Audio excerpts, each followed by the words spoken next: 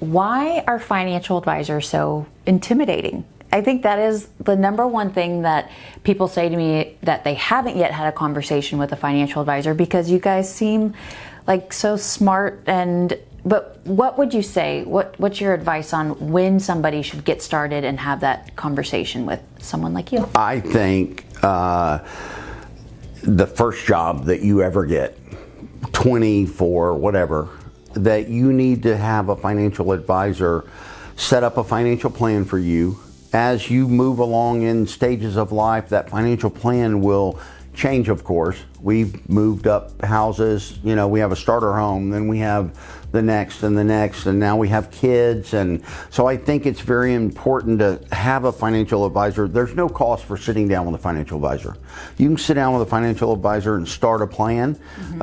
Some of my biggest clients, I've started with a very minute amount of money when we first started out, right? But over the last 30 years, we've built up their portfolio. So you have to start somewhere. So I think that's where people get held up, is they feel like they have to have bukus of money. Like, this guy's never going to want to meet with me if I have X amount in my savings account. It's like you have to have, at least that was even my initial thought when I got into school, is like, I don't have enough money to even meet with a financial advisor. We don't look at it that way, because your money's just as important to you as the next person, right? So if you have, let's say, $50,000, right? That money's just important to you as the person with $5 million, right? Yeah. So you have to start somewhere, right? And so I think the most important thing starting out is to get a financial plan in place and to follow that financial plan on the guidelines of saving money, adding money to our slush fund account for a rainy day. I like to have it like 6 months of income set aside that we never touch. That's just, if we ever lost our job or anything, we can always access that money and pay our bills, right? Pay our mortgage and whatnot. Yeah. And so, but you have to have a starting point. So if people with who are just starting out want to call us, I'll put them with one of my associates. They'll do a financial plan for that person and kind of get the ball rolling. Yeah. What would you say the biggest mistake is that people make when it comes to investing? That's a hard question, but I think the biggest mistake is they don't have a plan in place. They hear something on the TV or the radio, and they go, okay, well, this crypto sounds cool. Let's buy crypto, right? Say, yeah. And so they'll hear a hot tip, right? Yeah.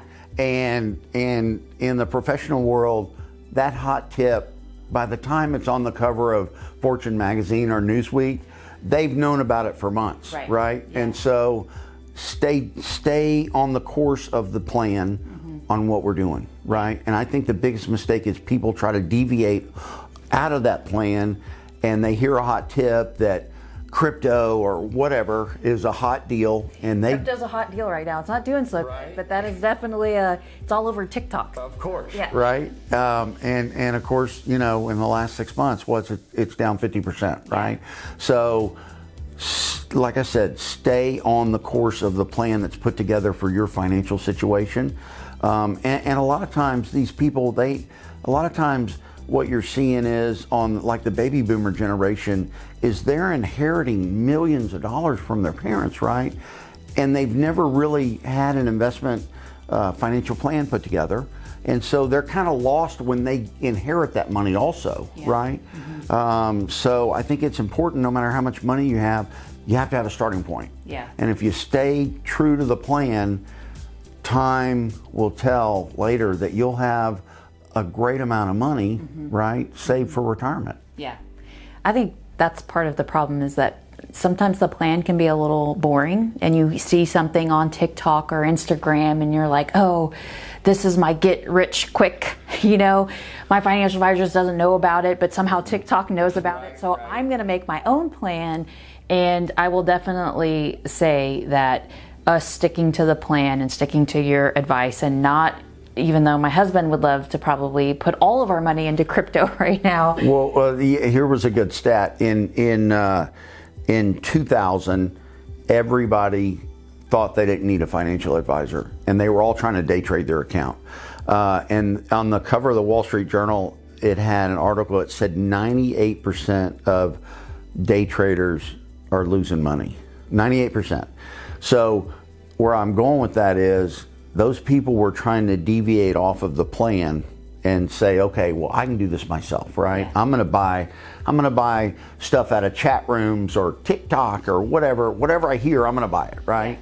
And they all lost their money, right? So the people that make money long term, they're trying to hit more singles than they are home runs. And so they don't listen so much of the fads or the fast money. They just stay true to the plan. Yeah.